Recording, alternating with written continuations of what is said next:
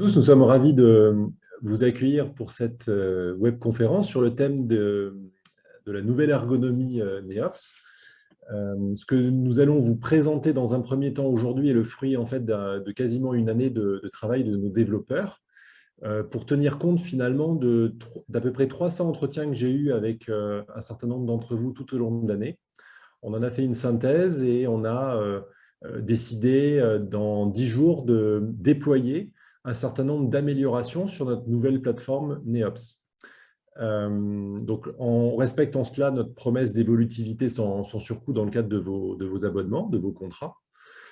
Et aujourd'hui, cette webconférence sera d'une nature un peu particulière puisque ça ne sera pas que du descendant de notre part, qu'une présentation de notre part et la réponse à vos questions, mais aussi le recueil, toujours par le biais du fil de discussion, de vos réactions à ces évolutions. Parce qu'à la limite, si certaines évolutions ne vous convenaient pas, on serait toujours à temps dans les 15 prochains jours de modifier encore un certain nombre de choses pour que l'ensemble de nos clients en bénéficient. Donc, on va vous prendre un peu comme cobaye aujourd'hui de toutes les réalisations qu'on a pu mettre en avant. Avant de passer la parole à Lauriane pour la présentation proprement dite de ces évolutions, je voulais insister sur deux sujets ce mois-ci. Le premier, c'est un sondage en cours sur une application que nous avons décidé de vous proposer à partir de juillet prochain. C'est une application qui sera gratuite dans le cadre de l'abonnement pour nos clients fidèles.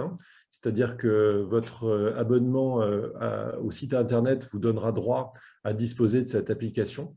On y reviendra si vous le souhaitez, avec la possibilité de pousser de l'information via les portables de vos usagers.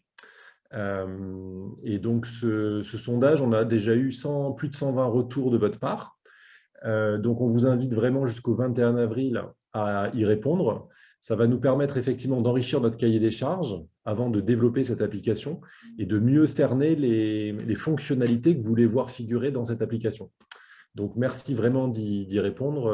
Lauriane met le lien dans le chat. Comme ça, vous pourrez vous y connecter.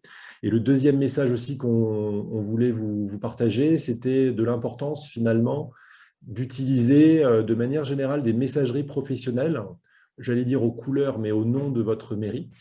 Donc, ces messageries professionnelles sont de formidables outils de valorisation de votre commune, puisqu'elles reprennent le nom de votre commune. C'est souvent aussi un gage de sérieux et de pérennité dans vos communications. De pérennité parce que il y a un certain nombre de fournisseurs qui peuvent faire défaut. Et là, on vous garantit effectivement en utilisant cette solution qu'il n'y aura pas de défaillance. Et le service que nous proposons est évidemment, comme tout ce qu'on fait, 100% made in France et respectueux naturellement des normes RGPD. Donc, on a communiqué récemment via notification sur cette offre à prix coûtant, Gandhi, mais n'hésitez pas à revenir vers nous si vous avez des questions dans le fil de discussion ou a posteriori. Voilà, j'en ai fini pour l'introduction. Je passe la parole à Lauriane pour qu'elle débute sa présentation des nouveautés 2022 en matière d'ergonomie sous NEOPS.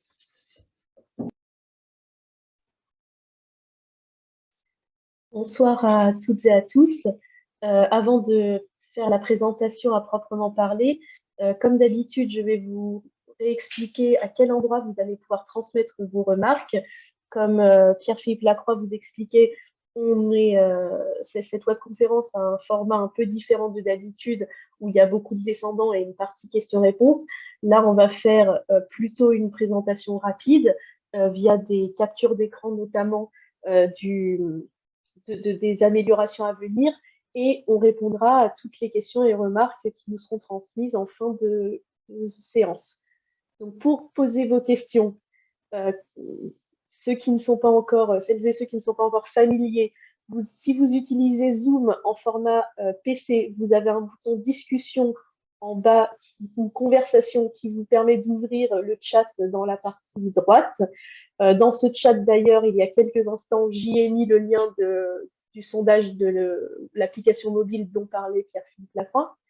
Et si vous utilisez Zoom en version mobile, vous avez le petit bouton plus qui vous ouvre discussion ou conversation selon la version de Zoom. Et pareil, ça vous ouvre la petite fenêtre pour poser vos questions. On essaiera d'en traiter un maximum en fin de séance. Elles seront lues, comme d'habitude, par mes collègues. On va donc pouvoir commencer la démonstration. Et donc, nous avons déterminé plusieurs thématiques pour rassembler les améliorations que nous avons proposées. 4 thématiques qui vont défiler. Donc, on va commencer avec la première, qui est le design sur mesure. Alors, le design sur mesure, on va commencer par quelque chose qui a fait beaucoup jaser ces derniers mois. On a eu beaucoup de remarques sur ce système. Une amélioration majeure du gestionnaire de maquettes. Vous verrez que toutes les slides que nous allons vous proposer sont toujours divisées en bénéfices et actions, et je vais vous expliquer un peu plus en détail à chaque fois.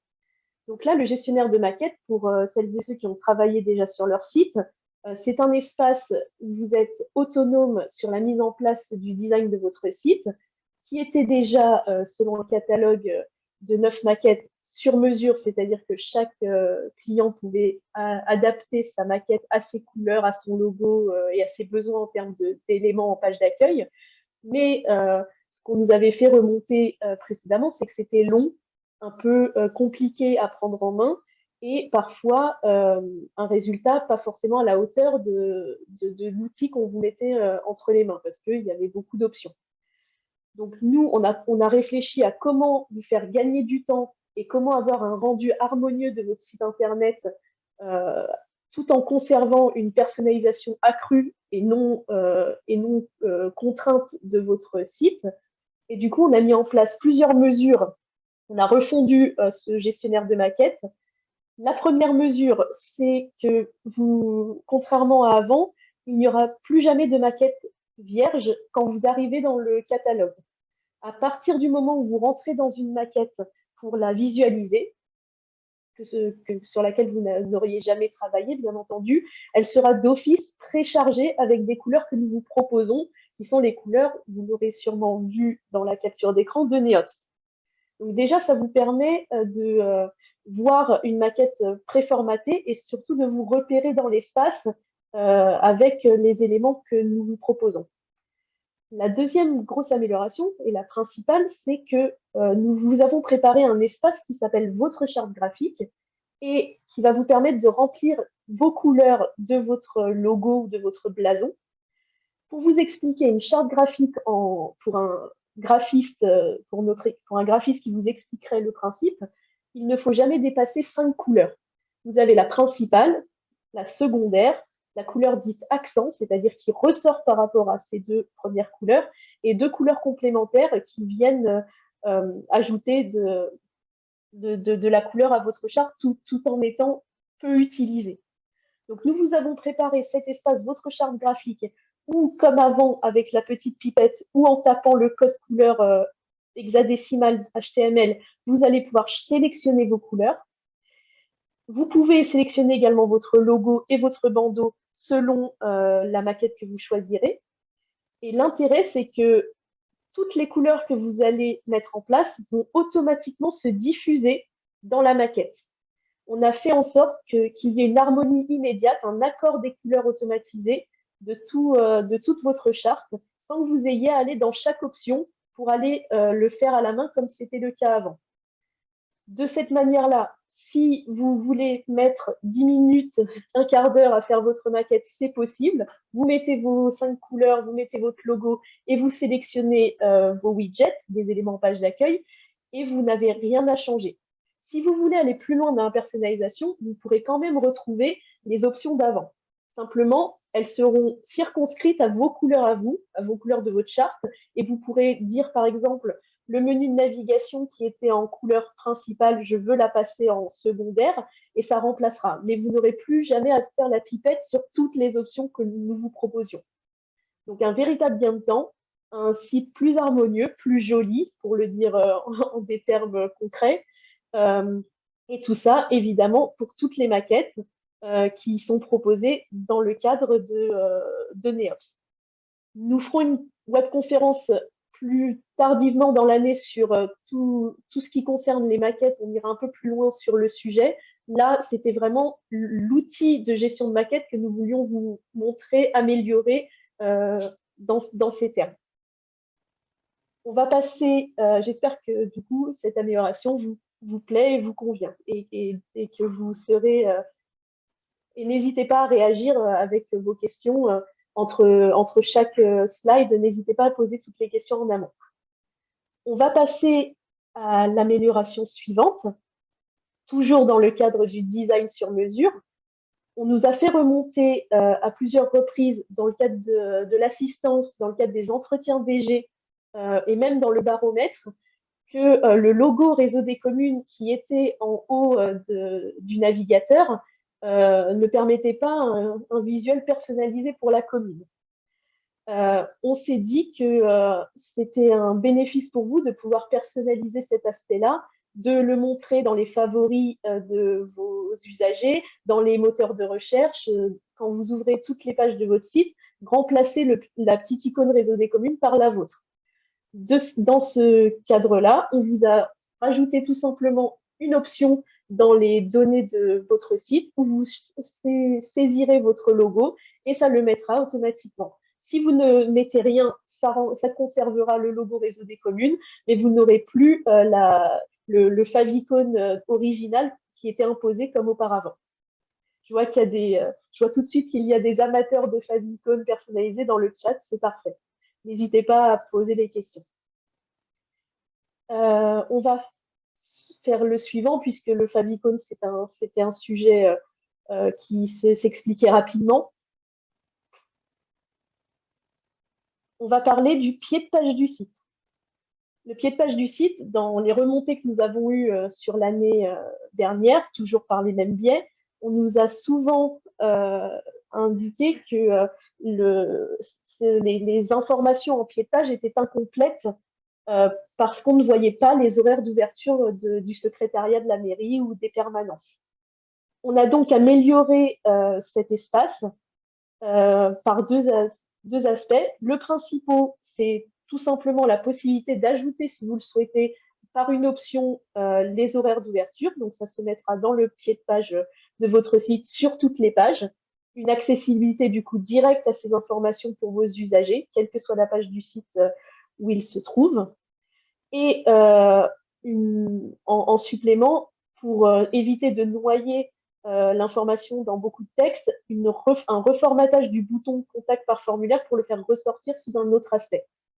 Donc, vous voyez maintenant, vous avez là c'est un pied de page sur la maquette préparée dans le cadre de cette présentation aux couleurs de NEOPS proposées.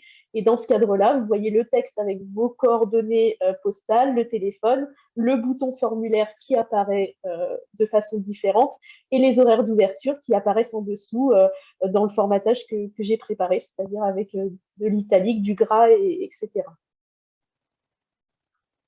Pour répondre rapidement aux questions, toutes ces options ne sont pas payantes. Alors, nous allons passer à la suite. Donc, encore une fois, n'hésitez pas à poser toutes vos questions sur ces trois aspects de design sur mesure.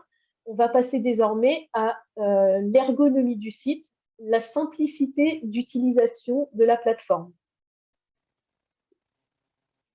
La première et la plus importante des mises à jour que vous allez découvrir remonte à plusieurs années de retour sur l'utilisation de notre interface et notamment la différenciation entre l'arborescence, le remplissage des informations et les modules. On a énormément travaillé également en s'inspirant, parce que nous ne sommes pas les seuls, on n'invente jamais l'eau chaude, nous ne sommes pas les seuls sur le marché, on nous a beaucoup remonté que certains outils grand public avaient d'autres fonctionnements qui semblaient plus pertinents. Donc on a beaucoup réfléchi et on vous a mis en place un outil de gestion des pages qui vous permet une clarté de visualisation de l'ensemble de votre arborescence d'un coup d'œil, une facilité d'utilisation, et je vais vous expliquer pourquoi dans quelques instants, et par conséquent un gain de temps gigantesque quand vous allez mettre en place votre site et l'ensemble des pages. Alors, la première chose que vous voyez dans la capture d'écran, c'est que d'un coup d'œil, ce qui n'était pas le cas avant, vous voyez l'intégralité de vos pages. Les thématiques, les sous-thématiques qui ont un cran de différence, les sous-sous-pages, et tout ça dans une linéarité qui vous permet de tout voir d'un coup d'œil. Avant, si vous vous en souvenez, vous deviez cliquer, ça vous ouvrait différentes pages, sous-pages, et vous deviez aller dans différents boutons pour accéder à ces éléments. Là, vous voyez tout d'un coup. Tout se gère par un glisser-déposer qui vous permet de basculer la thématique au-dessus d'une autre, une rubrique en sous-rubrique, ou passer d'une thématique à une autre, la page. Tout ça se gère sans avoir à enregistrer les informations et dans le seul écran que vous voyez. L'énorme gain également de ce nouveau système, c'est que contrairement à avant, on n'éclate plus la gestion de l'arborescence, qui ne s'appellera donc plus comme ça, et la gestion du remplissage de vos pages. Tout est accessible en un seul espace. Vous voyez au bout de chaque ligne un petit bouton que les connaisseurs et connaisseuses vont reconnaître puisqu'il s'agit du remplissage des contenus habituellement. Et bien, chaque page, vous voyez, a son petit bouton en face. Et au lieu d'être un espace qui vous permet ensuite d'aller sur information contenu et de créer le contenu comme c'était le cas, donc beaucoup d'étapes qui étaient finalement très chronophage et peu intéressante, chaque page génère automatiquement son contenu. Et du coup, quand vous irez dans cet espace de gestion des pages, que vous souhaitiez gérer votre arborescence ou gérer le contenu de cette arborescence, vous pourrez tout faire en un seul endroit. Enfin, et ce n'est pas des moindres, on nous avait beaucoup remonté qu'il y avait un manque de clarté des modules qui étaient inclus dans le contrat. Qu'est-ce que je peux avoir, avec quoi je peux travailler, qu'est-ce que je peux ajouter à mon site. Avant, tout était dans la colonne de gauche de Neops, mais il fallait absolument y aller de façon proactive pour avoir l'information. Et parfois, donc, il y avait des déceptions.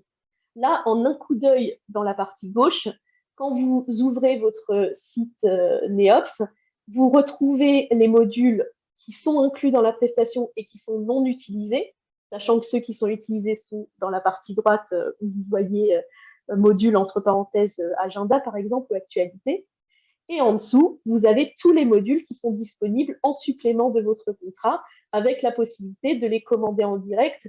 Et comme, je vous le rappelle, vous êtes des mairies, comme vous le savez, et que vous ne payez pas en ligne, la commande s'effectue automatiquement, sans paiement et avec transmission des factures sur Chorus Pro.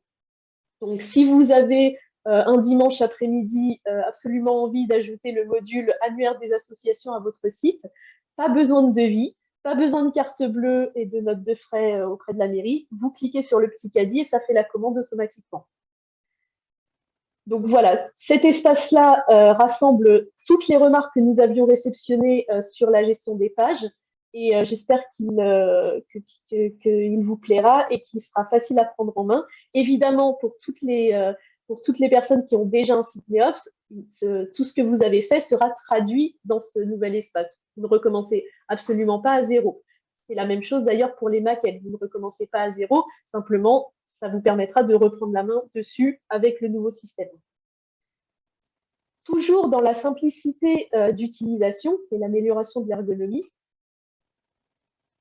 nous avons ajouté dans le tableau de bord de l'outil, donc qui était au départ uniquement accessible aux personnes qui avaient un statut d'administrateur et qui ne voyaient que les éléments qui s'appellent mon tableau de bord en bas, nous avons ajouté un espace raccourci avec les fonctionnalités principalement utilisées qui ont été mises en valeur par des petites icônes. Donc, le bénéfice de votre côté, c'est évidemment un gain de temps, un accès direct, Je veux travailler sur mon actu, je clique en page d'accueil sur actu. Je veux aller sur mes pages, remplir mes contenus. Je vais sur page et ça m'affiche ce que je vous ai montré avant. C'est accessible pour tout le monde, quel que soit le statut de la personne qui arrivera sur Neops, il y aura toujours ces raccourcis. Enfin, et pareil, ce n'est pas des moindres, nous avons énormément amélioré le gestionnaire de fichiers, qu'il s'agisse du gestionnaire global qui se trouve dans l'arborescence de Neops pour voir tous vos documents, ou que ce soit le gestionnaire partiel que vous utilisez pour vos contenus, vos actus, etc. Excusez-moi. Une des remarques qui nous était souvent remontée concernant le gestionnaire, c'est qu'il était peu clair parce qu'il était en liste d'informations. On n'avait pas une visibilité complète des photos, documents, un aperçu des images qu'on ajoutait et il y avait des problématiques de glisser-déposer. Donc, on a tout reformaté à zéro sur ce sujet. D'ailleurs, vous ne le connaissez probablement pas parce qu'il est très différent. C'est un peu comme la gestion des pages, c'est très, très différent d'avant. Donc, par défaut, tous les gestionnaires ont un affichage désormais en mosaïque pour avoir d'un coup d'œil l'intégralité des éléments d'un dossier dans lequel vous travaillez. La possibilité de le remettre en liste est toujours proposée, mais c'est ce qui est proposé en secondaire. Par défaut, c'est la mosaïque avec la prévisualisation. Le système de glisser-déposer a été amélioré, c'est-à-dire que vous pouvez prendre plusieurs documents et les déposer dans un dossier, également faire du glisser-déposer de dossier à dossier, envoyer plusieurs fichiers via votre ordinateur en sélectionnant un dossier de votre ordinateur d'un coup. Donc, tous ces systèmes de glisser-déposer ont été améliorés automatiquement. Et enfin, au lieu d'avoir un menu de gestion qui vous permettait d'avoir accès aux différentes options comme le téléchargement, renommer un document, etc., chaque fichier, en faisant un clic droit dessus, sort son petit menu de gestion. Et donc, c'est fait pour ressembler le plus possible à un gestionnaire type Windows ou Finder pour Mac. Et ce sera, comme je vous le disais en amont, à la fois disponible dans le gestionnaire de fichiers global et dans le gestionnaire de fichiers partiel quand vous travaillez sur toutes vos pages. N'hésitez toujours pas à poser vos remarques et vos questions, que je puisse ensuite y répondre au mieux en fin de séance. Nous arrivons sur la troisième thématique d'amélioration de la plateforme, le traitement des images. Donc là, on fait un focus particulier sur le diaporama de photos, donc qui est utilisé à plein d'endroits sur le site, hein, dans les contenus, dans le module galerie de photos, l'agenda, tous les éléments où vous pouvez choisir un diaporama pour mettre en valeur des images. On nous a beaucoup remonté sur l'année précédente qu'il y avait un souci de cadrage des images, que les défilements retaillaient en temps réel les photos et que c'était pas forcément joli. On ne pouvait pas les voir proprement en entier, par exemple, ou en grand format. Et donc, nous avons reformaté, tous les modules de diaporama que nous vous proposions en amont. Tous les modules qui existent et que vous utilisez aujourd'hui, la transition se fera automatiquement avec le nouveau format. Donc, on conserve, par exemple, une diapositive par écran ou ce genre de choses, mais ça prendra le nouveau modèle que nous vous proposons. Nous avons ajouté des formats complémentaires, comme celui que vous voyez à l'écran, par exemple, avec le petit garçon qui fait du football. Donc là, vous voyez que ce format proposé, par exemple, a à la fois l'image non redécoupée en amont et les petites vignettes en dessous pour faire le défilement des images du diapo. Ça fait partie des modèles que nous vous mettons à disposition dans le cadre de vos diaporamas. Et enfin, tous les modèles de diaporama, quels qu'ils soient, vous permettront toujours de cliquer sur l'image en cours de démonstration pour l'ouvrir en grand format et afficher sa légende. Voilà, donc tout ce que vous souhaitiez au niveau de la mise en avant et donc impacter un peu plus vos usagers avec des plus jolies photos qui ne scalpent pas la tête quand vous mettez des portraits, des choses comme ça, nous vous l'avons mis à disposition. De la même façon, et ça vous ne le voyez pas dans la capture, quand vous travaillerez sur vos diaporamas, vous aurez toujours la possibilité de voir le rendu en temps réel, ce qui n'était pas le cas avant, puisque vous n'aviez que la possibilité de choisir vos photos. Désormais, quand vous travaillerez dans l'interface, vous aurez aussi la possibilité de voir ce que ça donne avant de le publier sur le site. On passe enfin à la dernière thématique de cette présentation, la lutte anti-spam. Donc, le contexte de cette mise à jour, c'est que nous avions eu des remontées d'une trentaine de clients sur l'année dernière qui nous disaient qu'il y avait beaucoup de courriers indésirables qui passaient par les formulaires de contact des sites. Malgré le fait que nous utilisions déjà un module anti-spam qui était celui de Google, qui était celui le plus fréquemment utilisé sur Internet, il y avait quand même, pour certains clients, des dizaines de spams par jour. Donc, c'était du temps perdu. Il fallait trier les mails. C'était un sentiment d'insécurité, puisque qu'est-ce qui peut se passer quand j'ouvre un spam sur mon ordinateur ça donnait l'impression qu'on était en dehors des normes de sécurité et de RGPD, etc. On a fait une grosse campagne. Alors, pour le coup, c'est la seule amélioration qui est déjà publiée sur tous les sites. On a effectué une campagne de réinstallation. On a supprimé le module de Google. Il y a eu deux bénéfices à ça. Donc, en dehors de la sécurité renforcée et du gain de temps pour vous, vous avez également un bénéfice en termes de RGPD, puisque le module reCAPTCHA de Google nécessitait d'activer les cookies de Google pour l'utiliser. Et du coup, si la personne qui consultait votre site n'activait pas les cookies, eh ben, il n'accédait pas au formulaire de contact. Le nouveau système que nous avons mis en place supprime cette problématique-là. Et en plus, nous avons ajouté un fonctionnement avec des champs masqués qui doublent la sécurité et évitent que des robots de spam, des robots qui remplissent des formulaires automatiquement, puissent remplir vos formulaires. Et donc, pour vous expliquer, nous avons lancé cette amélioration mi-février. Nous avons écrit environ un mois plus tard aux clients qui nous avaient remonté la problématique pour leur demander le résultat. On a eu un peu plus de 35% de réponses et 100% de ces réponses étaient positives. D'ailleurs, dans les commentaires, excusez-moi, dans les commentaires, vous avez quelqu'un qui me le confirme. Voilà, donc j'espère que toutes ces améliorations vont dans le bon sens pour vous et je suis tout à fait prête à répondre à toutes les questions qui vont m'être posées à ce sujet.